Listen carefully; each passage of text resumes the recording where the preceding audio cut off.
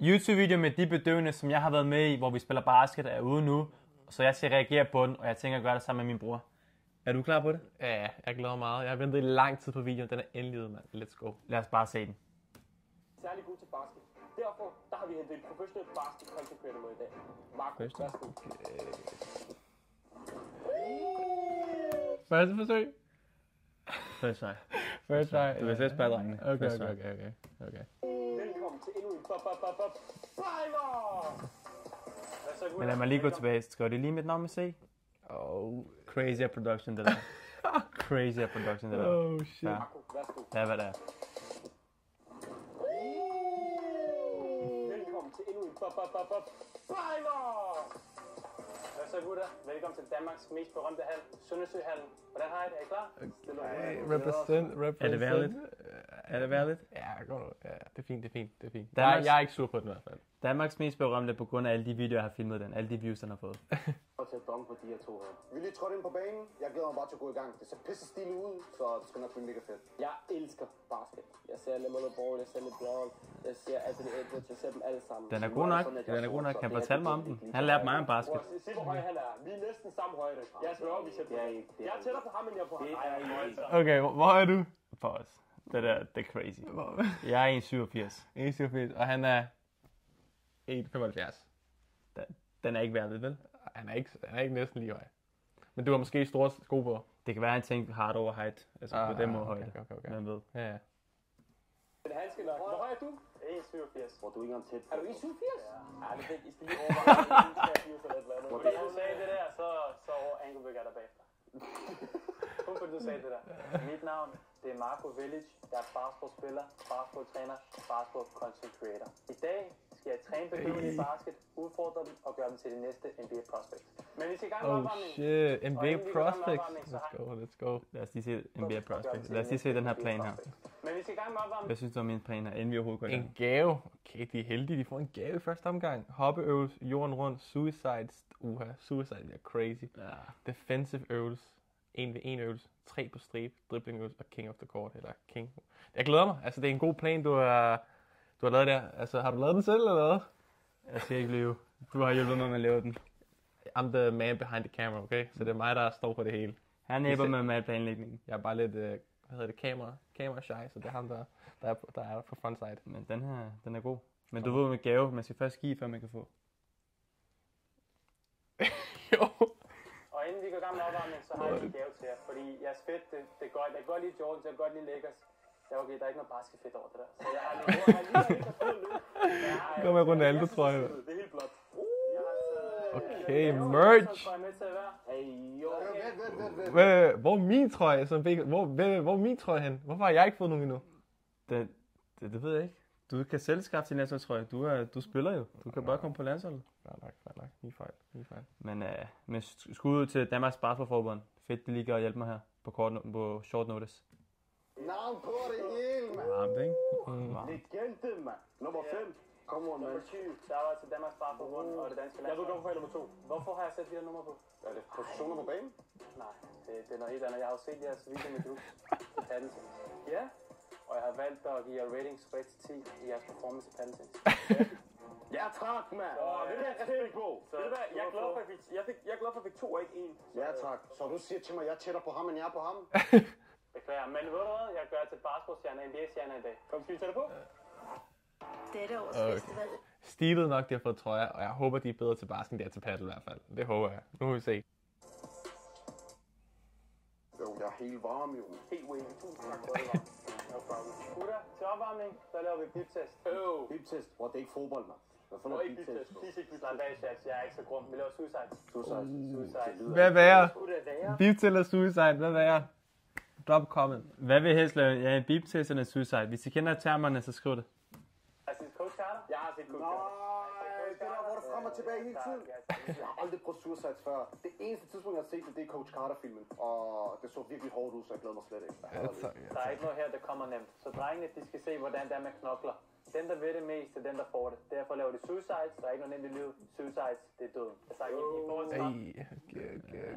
Okay. Preach. Fra baglinjen til straffe, tilbage til baglinjen, til midten, til baglinjen, til den anden straffe, til baglinjen, Til baglinje. Til baglinje. Jo, jeg har faktisk Og hvordan skal vi køre det? Jeg har en fiberspring. Hvis Ja, de lår. vi har en linje, så kører vi det helt forfra. Okay. Alle sammen? Og dreng, lad mig med sko. Alle for en for alle. 3. Hey, that's my favorite thing. That's my favorite thing. That's my favorite thing. Øj, det er glat. Ui. De har også udendørssko på, den er helt glat. Kom nu. Det er lidt crazy. Det ved de skal være indenfor, men... Ja, de slider. Kom nu! Det er sådan her, man bliver landsholdsspiller. Hey. Okay, ja, JG nummer 1. Ja. Hvordan løber han? Han løber baglæns. Du skal ned igen. Sidste. Hvorfor løber han sådan der? Market taking. AK, du halder bagud. Kom nu. Det er færdigt. Færdig. Det sjove er, at jeg gav dem 30 sekunder. Ja. Vi er enige om, det var langt over 30 sekunder. Det er det første minut, men altså, nu må vi se. Jeg var sød her. Jeg har ellers ikke givet dem alle sammen straf. Ja. Hvis jeg skal være helt ærlig, jeg har forventet mere. Det er den første øvelse, vi kan ikke engang klare den på 30 sekunder. Og det var det, der var målet. Man glider mig. Jeg tror, jeg glemte at sige en ting. Sidste mand løber ind til. Kom nu. Kom nu, lad os se på. Kom nu, vi hæpper på. Jeg får helt ondt af dig. Han er helt færdig, jo. Fucking varm. Der er ikke luft herinde. Han er benhård. Mashallah. Benhård. Sindssygt. Jeg er fuldt svimmel. Jeg ved ikke, hvad Suicide har gjort ved mig. Der er ikke luft inde i det her. Den er sal. Jeg vil sige, at forsvar er allerede lavet park i dag, Fælde, så... Kommer ikke til undskyldninger. Jeg har hovedpine, Spiller han smart. og så har jeg tror, jeg har skidt hele min indvold ud hele natten. Det var faktisk crazy. Han sagde godt, da han kom. Han lige har været på at træne, hvor jeg tænker, du skal op og være... Det her, det er din mulighed for at komme i NBA og træne og vise dig frem. Så styrketræneren inden der. Han har stor arm, der er ikke så meget der. Ja. Men det er lidt wild og... Hvornår mødtes I her? Det her, det var klokken 12. Okay. Lige en hurtig workout. Så man kan godt lægge en workout før, men når du skal knokle igennem i basket. Ja. Men lad os se, hvordan han gør det. Super. Næste opvarmningsøvelse, der er vi delt op i 2 og 2, så I får en bold her. Vi skal spille kryds og bold i basket. I to, I står på den side af midterlinjen. Lad os se deres IQ nu. IQ. Kom.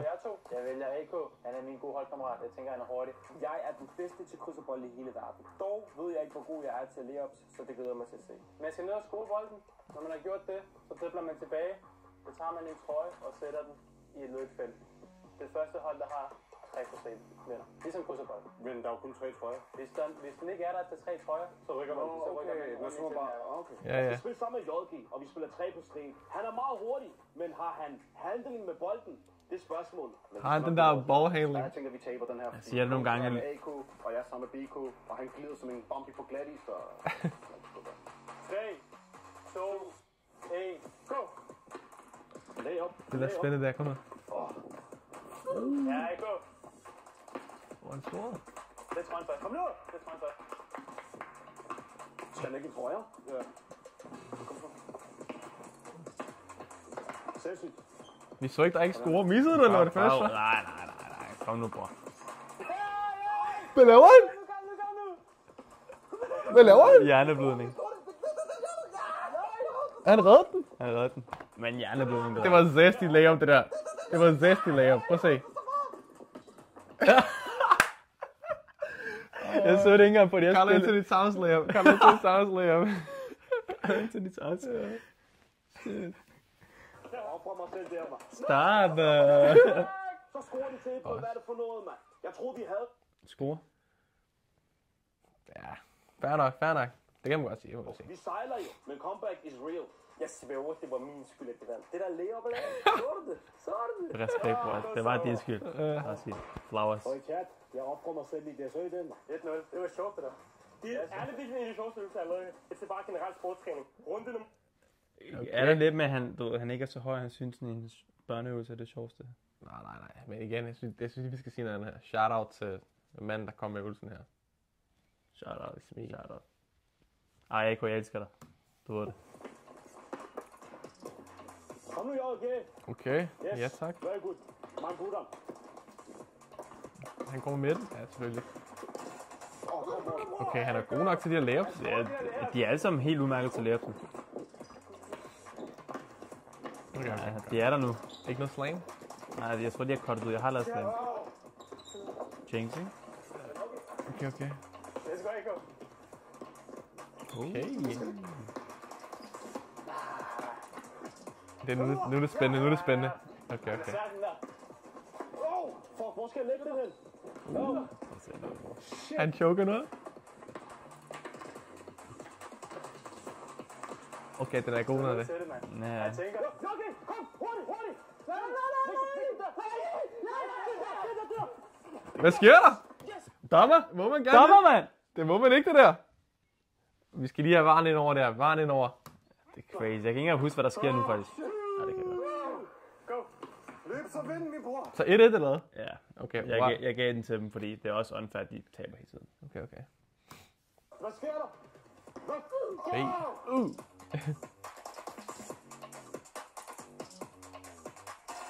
2 point gang nu.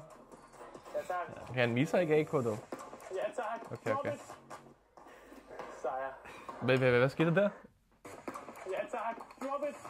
Det er fordi, vi havde sat den, men han tog vores trøje. Ja, ikke? Vi er gul. Han tog vores Ja. trøje, vi havde sat den, og så gjorde han det her. Okay, For at snyde viewers. Okay. Can't cheat us. De er helt så meget. Sådan, mand. Endelig vinder jeg noget i det her pris. Min selvtillid er helt nede efter paddelvideoen. Ikke første gang, vi har vundet. Jeg ved, hvad man siger. Den, der lærer sidst, lærer bedst. Værsgo, mig. Endnu en fiasko. Jeg kan ikke blive ved med at være dårlig til sport. Jeg er nødt til at ligesom logge ind nu. Det går ikke længere. Gutter, vi er ved at være varme. Vi er ved at være klar. Hoppe. Sidste ting. Du er god til basket. Ikke glem det. Vi har løbet. Hoppe. Vi har ikke hoppet endnu, så vi skal lige lave en hoppeopvarmning. Alle kender basket, Op som på en sport, pladen. hvor man hopper højt. Så derfor tester vi deres evne til at nå pladen. Så vi skal alle sammen op og røre pladen 5 gange. Ja. Jeg håber, I kan. 5 hop i streg. Op og røre pladen. Det ser sådan her ud. Kom nu dig, mand. Hop. Jeg skal ikke lyve for det. Jeg tror ikke, AK kan. Jeg er så god til at hoppe, så Så hvis der er bare lige hente en skammel, så måske han kan. Okay, det kan jeg sagt. Ja, det kan jeg. Må jeg gerne tage tilløb? Hvor du skal... Prøv. Det er bare op og rør. Men hvordan var det? Er det Han ramte den. mor? Ja, hej mor. Ja, jeg forklarer lige, hvad det der var. Oh my god. Jeg sagde til jer, at jeg skulle hente op min skammel. Altså, jeg tror ikke engang, jeg selv kan. Er han på vej hen i stolen nu, AK, eller hvad? Jeg venter og se. Ja, det der må du ikke. 5 Okay. i streg uden pause. Hey. Okay. Ja, han kommer højere op end mig. Ja. De har bounce, de der drenge. Okay. Respekt, de har bounce. Næsten ramme kurven. Okay. Jordan never did that move. Okay. Hvis jeg rammer det her skud lige nu, så skal I subscribe. Er I klar? Kan man se det, bror? Det er fair. Ja, den er helt. Så I det der, mand? Hey, han har styr på det. Husk at like og subscribe. Like og subscribe til deres kanal nu. Vi skal nok tage angrebet. Vi starter med forsvarsøvelse. Vi laver en OG kedelig forsvarsøvelse. Hvad er det for en? De står på en linje alle tre. Jeg kommer til at vise jer nogle retninger. Hvis jeg peger den her vej, så vil jeg gerne have I nede i benene og slider til jeres højre. Hvis jeg peger den der vej, så slider I til jeres venstre. Hvis jeg peger mod jer, så løber I baglæns. Hvis jeg peger bagud mod mig selv, så løber I frem igen. Og så er der en sidste ting. Hvis jeg gør sådan her med min knytnæve, så kaster I jer bagud. Ja, Fordi den er helt god. Charge. Offense wins Det- games, defense wins championships. Derfor laver vi en ikonisk OG forsvarsøvelse. Den der forsvarsøvelse har vi alle sammen lavet i vores barndom. Lad os gå, gutter. Seriøsitet her. Det ved jeg altså godt. Det er ikke den, der gør dig til den bedste spiller. Men man skal ikke hjem den. Det skal man. Det er en del af det. Gå! Den anden vej. Bagud. Er de okay til det? Den her vej. Det er okay, ja. Derover. Kom nu ned i benene for helvede. Derover. Ja, ned i benene for helvede. Kom nu. Hammer time. Herover. Angrebsvej. Op igen. Hvorfor moaner de sådan der? Angrebsvej. Færdig. Den der forsvarsøvelse, den gjorde mig ikke justice. Se, hvordan jeg skøjter rundt. Man skulle tro, der var is på banen på. Gutter, vi skal i gang med borgerhandling og skud på kurven. Det er det, vi alle sammen er her for. Han har Jordans på. Der kommer til at være 3 forskellige moves. Vi kører det helt simpelt. Simpelt er nogle gange bedst. Første move på den her kejle bliver en in and out. Det bliver spændende, det her. Vi bolden her. Der og træder. Hvem tror du er den bedste til det her? Er de tre? Jeg har lyst til at sige Ali, men AK, men... Jeg siger, det er måske hot take. JG. Okay, fair. Lad os se. Så lad os sige fodfind i fodbold, ikke? Ja. Næste. Den mellem benene. Simpelt. Sidste. Bærm ryggen. In and out. Mellem benene. Bærm ryggen. Og en scoring. Slow-mo that shit, man.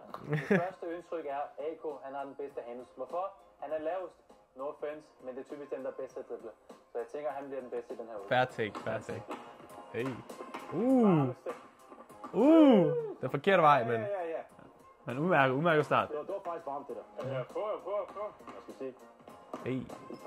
Det kan være lige være rundt. Og jeg har endda Jordans på, hvad er det? Falder han rigtigt? Nej, det gjorde han nok. Jeg ved det ikke. Ej, han faldt ikke helt, men han glædede rundt. BK, kom nu lidt. Han har helt sikkert sagt, det er hans sko. Men helt ærligt, han sejlede. Lola, Var det ikke dobbeltdribling? Der er noget her, jeg er nødt til at rette, inden du får lov til at køre. den var helt gal, ikke? Den er gal nok, den der.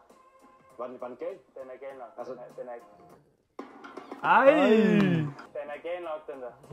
Var den gal? Den er gal nok. Altså- Den er dårlig gal. Okay. Den er lidt det der dårlige start, men jeg føler, at jeg begynder at fange momentum. Og jeg har en ting, som I begge to gjorde. I kører ind and out. Helt fint. I kører mellem benene. Herfra, så smider den begge to over i højre hånd. Nå, det skal I blive. holder den i venstre hånd. Og så først her skifter I hånd. Ja. Ja, tak. Vi kan også coache dem, men det er coach. Ja. Okay. Ja. Shoot. Bang. Tæt på. Tæt på. Ja. Okay. Speed. Hey. Den var rigtig god. Det der 2K99 Hales shooting 20. Det har fået godt ud. Det var Kyrie, Ja. der. Eko, han har styr på det. Altså, jeg er helt overrasket. Nogle af de der moves, altså, godt at hans skud ikke var så godt, men hans driblinger, der er ikke så meget at komme efter der, man. Må jeg give jer et skudtip? Det bliver for meget fremad. Ja. Jeg kan ikke fikse dit skud nu, men jeg kan give dig et tip. Ja. Hvis du kan få mere opad, mere bue på, så er den ikke så hård ind i pladen. Okay. Så rammer den ikke sådan her. Okay. Prøv at se nu. Ja, den er der nu. Prøv her. Det var varmt, det der. Hvis jeg kan fikse en YouTuber skud med et tip, så kan jeg også fikse dit skud. Okay? Facts. Hvis du skal fikse dit skud, så bare skriv til mig. Hvor god den Han har aldrig spillet basket og fikse det. Kom så, bror. Ja, Okay. bam! Okay. Hey, swish! Men lad os lige snakke om den der statue, han laver derefter. Hey, han peger op, Curry. Curry, det er den, han laver. Ja. Ja, tak, mand. Jokke er 0. Men Jokke får den. Jeg er bold. Bold er dig. Jeg er bold. Osama bin Curry. Sygt sagt, det der. Ja! Alle! Nej! Ja, det var lige en airball der. Nej! Jeg er meget skuffet mig selv. Jeg troede, jeg var okay til basket. Jeg er pisse elendig. Sådan noget med at ramme, fordi jeg er god med bolde, hvis jeg forstår sådan en lille en. Gutter, den næste uge. Han bliver ved med at sige det i den her video. De har også kortet meget ud. Det var ikke for anden, tredje gang, han siger det der. Okay. Vi skal lige snakke med ham om det der. Det er skudmaskinen. Jeg tænker at teste drengenes skudevne, og der er ikke nogen bedre rebounding-maskine end sådan en der. Så skal vi gøre det hurtigt, nemt og effektivt. Og jeg tænker bare at vise jer, hvordan vi gør det. Lad os gøre det. Okay. What the? Den. Fuck it! Wow! Hey. Se, om jeg kan finde ud af det. Fuck it! Hey. Hvor du vanvittig. 2. Kom igen. Misser ikke 2 i streg. Nej. 3 ud af 4. Hvor en varm, mand. Kom nu lidt. Han har ramt næsten alle. Er det det, vi skal kunne gøre, eller hvad? Og det er kun swish. Han bliver ved jo. Wow. Men vi tager ikke 2 i streg. Legende, mand. What the ramte? Det er meget simpelt. Vi skal bare skudsige. Men den der skudmaskine. Det var faktisk bevidst, jeg ikke scorede 10 ud af 10. Okay. Det har også været synd for dem, Okay. hvis de skal have alt for høje forventninger. Ja, det er realistisk. Og det var første gang, jeg skød. Ja. Jeg har ikke skudt helt længe. Og du har også lige løbet maraton inden det. Og Ja. været oppe i styrketræning. Ja, det havde jeg. Ja, og taget sauna. Og, ja. Den er sindssyg. Du ved det bare. Og så kommer der bare en bold ud. Jeg er helt i chok, mand. They call me Taliban James. Place. Jamen det, der ligger til grund for navnet Taliban James, det er, at jeg er afghaner, og vi associeres med Taliban, og så er jeg også lige så varm som LeBron James, så derfor Taliban James. Og bare lad mig Værdigt. Værdigt, hvad? Så, kom så, Jørgen! Walk it. Det er tæt på, faktisk. Ja, ja. Næste. Han bruger ikke sine ben. Kom igen. Lidt mere power på. Kom til, okay. Den er god, den der. 2 for 2. Helt clean. 2 for 2. Kom så. Okay. Det kan godt være flere vinkler på, når de skyder, så vi kan se deres teknikker. 2 for 4. Ja. 2 på 6, ikke? Nå ja, sorry. Ja, my bad. Sidste 2, kom. Altså, det er ikke dårligt. Det er swish eller airball, det er der, den ligger. Kom igen. Det er lige nede i kurven. Sidste. Kom igen. 2. 2 af 10, bror. Men også en anden ting, det er faktisk svært at skyde på en skudmaskine. Og den kommer ud hurtigt. Jeg har sat til 2 eller 3 sekunder. Ja, også fordi nettet er så højt oppe på skudmaskinen, så man er nødt til at have bue på, ellers så breaker man. Så det er man skal lige vente sig til det. Det er lettere, end det ser ud, når du gør det. Selv basketballspillere, der første gang de prøver det, synes det er svært. Så 2 ud af 10 respekt. Jeg er enig. 0, det er jeg glad for. Bare jeg ikke Som var man selv arbejde, siger. jeg ikke fik æg. Bare jeg fik 1 mål, det betød virkelig meget. Mål. Og så får jeg 2. Positivitet. Ja, tak. Kom så, Pico. De kalder mig Black Cobra på gaden, bror. Nu er det sådan, jeg kalder mig selv Black Cobra. Hvis I forstår den, så forstår I den. Bare lige tænk over den derude. Jeg har ikke tænkt mig at sige noget. Hvis jeg rammer nu, så skal I subscribe. No comment. Kom så. Du skal lige. Nu får det bare. Men de har samme skudform, ham og JG. Altså, tak. Det er lidt crazy, der. Prøv at se, hvor stor hans arm er. Ja. Nej, den kaster ikke over nettet. Men det er det, du lige sagde. Det er ligegyldigt. Det er det, du sagde. Hvis man ikke har prøvet det før, så er det faktisk ret svært. Det er teknisk. Ja. Glem. Kom nu, mand. Ui! Kom igen. 2 tætte. Han skal ramme en. Ja, tæt på. Bare i. Kom igen. Det er no jump shot. Videre. Det ligner ikke en, der bænker 160. Ja, det gør det faktisk ikke på. Jeg har altid til lige at snakke. Kom nu, mand. Kom nu. Kom så, bror. Ja. Sidste, kom, den tæller. Det sidste. Kom så. Jeg kan 2 ud af 10 også. Nej, jeg troede, den var der. De kalder mig... Jeg vil bare lige give shout-out til Adnan. Han har siddet og redigeret det her. Han er benhård til det her. Altså, han filmer sindssygt. Han har hele udstyret. Hans edits, jeg er vild med den. Faktisk rigtig god video, det her. Ja. Virkelig god production. Shout-out Adnan. Russian hacker. Kom så. Russian hacker. Nej, the Russian shooter. Okay. Det er ment. Ja. Det var for, der står AK på hans ryg. Okay. AK 47. Okay. En til.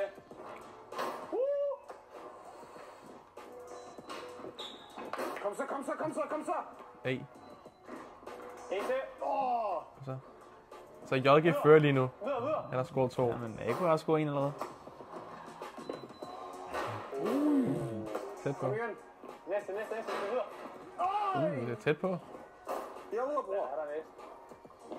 Money. Jeg rammer ringen hver gang. Ja, jeg er enig. Consistency.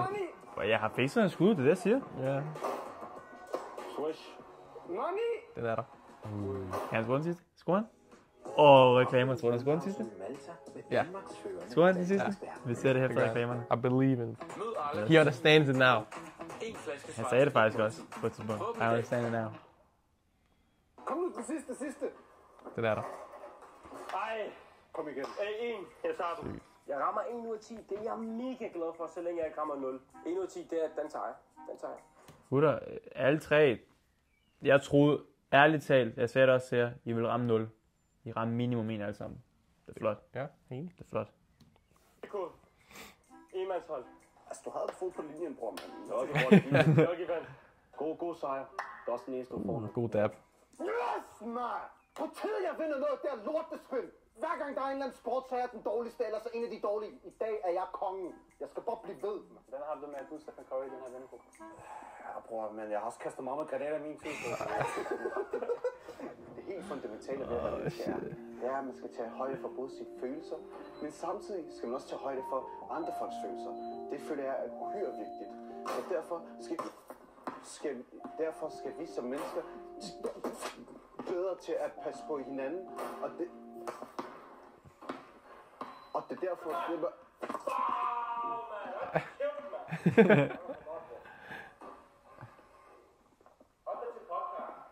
Se deres podcast. Den er god. Den her øvelse her, der skal I spille 1 mod 1 i skud. Det glæder jeg mig til, det her. Og vi har en forspiller. Predictions. Lad mig lige Det er skud. Jeg skal lige se øvelsen først, okay? Jeg starter på den der kejl. Når forsvarsspilleren løber, så må jeg begynde at løbe som angriber. Som angriber skal jeg løbe udenom den her kejl, og så skal jeg løbe ind her, hvor jeg får en aflevering fra mig og skyde. Giver det mening? Ja, det kan jeg. Okay. Det er gode udsætter. Så AK, han var mest consistent. Det kan godt være, han ramte en, men han ramte ringen flest gange, så jeg tror, AK har den. Hvem er den dårligste, tror du? BK, tror jeg. BK? Ja. Han glider for meget. Altså, Det er skoene. er skoene. Det er faktisk ærgerligt. Han har Jordans på, men jeg blev så skuffet. Formæssigt forsvar og angreb, så tænker jeg, at AK han er den hurtigste. Han bliver den bedste forsvarsspiller. Ud fra det, vi har lavet tidligere. Jorgi, han kan både drible udmærket. Han har også vundet den her skudkonkurrence, så jeg forventer, at han vinder den her. 3, 2, 1, Du siger AK, og jeg siger Jorgi. Kom. Op til ham. Tæt på. Der er for meget plads her. Jeg kan mærke, der er for meget plads. Jo, jeg forsvaret tættere på. Angriber løber først, når forsvaret Ja, løber. man skal justere. Det er det handler om. Så går du om bag køen. Du bliver angriber. AK bliver forsvar. Okay. Jeg har forsvar, okay. Nej! Money! Ej. Nej, man. Airball. AK, shame on you. Så Jorgi! Nej! Kom nu lidt. Han blokerer dig nu. Han blokker dig nu. Mand. Understanding now. Han ved, en Barco-fan. Der var den. Og AK han siger, understanding now. Mega fedt. Han har set det fra Lethal Shooter. What? Han har lavet sit homework. Ja, lad os se, han kommer her klar, forberedt, klar til at skyde. Det er derfor, han præsterer. If you plan to fail, you fail to plan. Okay. Og lad os bare sort mand efter mig.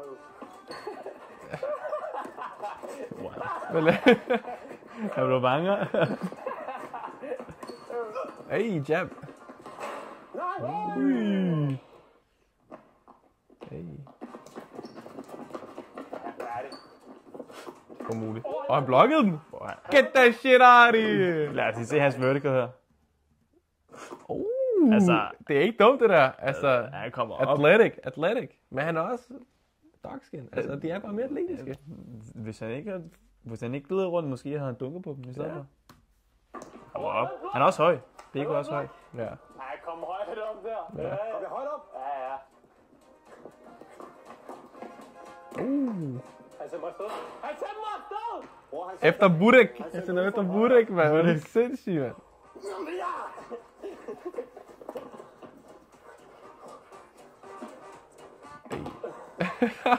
Ja, sådan kommer op. Ja, selvfølgelig. Kom nu. Jeg synes, Det er suspekt af BK nu. De skal lige have et BK. Kom nu. Du skal lige have en square. Kom nu lidt. du får dig gætte en chance, og lige vil brænde det. Ja, bror, det er godt. En. Så er det ramt bøkken også. Kom ud! Okay. Det var godt jumpstop, det her. Ja, varmt. Congratulations. Talk to him! Du har kraftedeme også på tiden, mand. Det næste her, det hedder King of the Court. Den aller sidste ting, vi laver. King of the Court. Hvis man scorer, så tager man bolden. Man spiller 1 mod 1. Scorer man, bliver man. Og så kommer der en til ny forsvar ind. Den her øvelse, det er den, vi har glædet os til. Det her, det er der, vi ser, hvem der er stjernen. Det er rigtig kamp. 1 mod 1. Man spiller angreb. Hvis jeg scorer, så bliver jeg som angriber. Hvis jeg misser, så bliver du angriber, der kommer en ny forsvar ind. Okay. Vi spiller første 3. BK, han glider rundt. Så hvis ikke han bruger sin styrke, så er han færdig, for han kan heller ikke skyde. Lad os prøve. Klar. Tjek bolden. Au.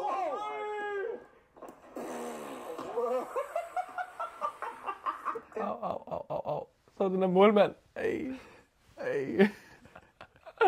Damn. Der vinder, spiller mod dig til sidst. Bare for at se, hvor niveauet ligger, og hvor meget vi har rykket. Han kommer til at rulle dig sønder sammen, bro. Så den, der får 3 point først, er den, der vinder.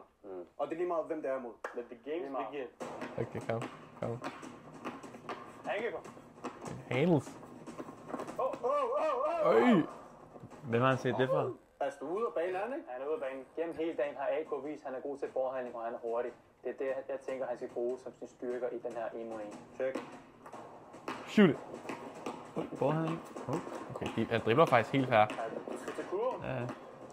Double cross. Hvad skal jeg lave? Smukker. Han smukker den der. Jeg kan se, at han er fysisk. Han er ganske fin til at drible. Han er i hvert fald blevet bedre i løbet af dagen. Han kan også skyde den. Han har vundet den der skokonkurrence. Så jeg tænker, at han skal bruge det som sin styrker. shit. Wow! Okay. Wow! Det var hurtigt der, mand. De er Smoke er lavet på dog. Wow! Det var godt lavet, Biko. Han har det der Bam Adebayo playing star. Han kan ikke rigtig score. Det kan Bam, men han er lidt mere en defensive player. Prøv at se det der igen. Hvad hans reach, mand. Sorry, okay, jeg stopper den her, men det er wild. Shit, mand. Han kommer op. Og det er 2-bens afsæt. Det er vildt. Ja, han kommer op. Wow! Det var godt lavet, Biko. Gennem øvelsen har jeg været lidt skeptisk, men nu når vi ser dem spille imod en, det er faktisk udmærket. Ja. Det er ganske udmærket for nogen, der ikke spiller basket, det her. Wow! Det er godt lavet, det der. Han fik ham den her gang. Han hoppede ikke på den 2 gange. Hurtigt jump fake. Men jeg ser også lige den her. Er det ikke lidt... Det er lidt... Han hopper ikke op på sit skud, du ved. Han tager den bare casual og sådan noget. Ligesom Luka, der laver den der skud, men han bare lægger den op. Det er godt lavet, det der. Det er godt lavet. Det var godt. Men ingen træer. Snatchback. Vi har næsten en vinder jo. Jeg ved ikke, hvad jeg laver. Det skal være rigtig flabet. Heat check. Det var det heat check. Det er heat check, det der. Skub til ham. Ego, han er fysisk. Vi ligner nogen, der er på klub og danser sammen. Ved du, hvad det minder om det der forsvar? Det der Dylan Brooks forsvar. Det der Ego lavede der. Er det godt? Du må lige finde videoen frem, når der er.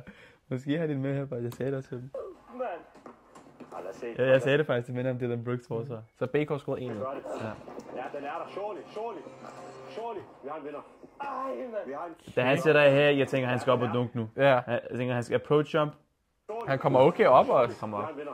Ej, mand. Vi har en vinder. Er den allerede? Kom så. Kom så. Okay, det. Ultimate Buzz, jo. Nej! Han fik det lidt der på første move der. Hurtigt. Han er overrasket. Han er alvorligt hurtigt. Okay. Han er lang om, ikke? Der er nok. Jo. Fint nok. Men her også. Man kan se, du venter på den her video. Man kan se, du venter på at smide igennem benet. Ja. Du venter bare, Der. Eliminate. Der gør det lidt, det der. Gør det, det var det der, hvad hedder det? Fortnite. Fortnite er det. Ja, der gør det faktisk. Det er Det sjovt. var 1 point. Skal jeg stå sådan der? Han sendte dig ud efter en han gav mig en fiber og en ordentlig tunnel, og så skruede han også på mig, mand. Lad os se et skud. Han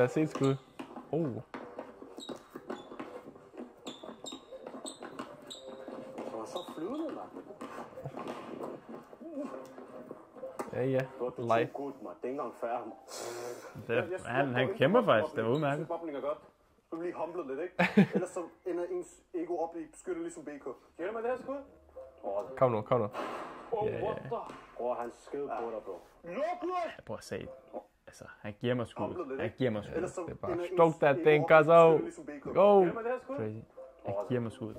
Men vi spiller til 3, og han giver mig Bror, skuddet. han skød på dig, bro. Disrespect. Lukket og slukket! Jeg tror ikke, hvad er det, du ikke forstår? Lukket og slukket! Vi kan ikke komme udenom, vi er alle tre elendige til basketball. Jeg tager det helt seriøst.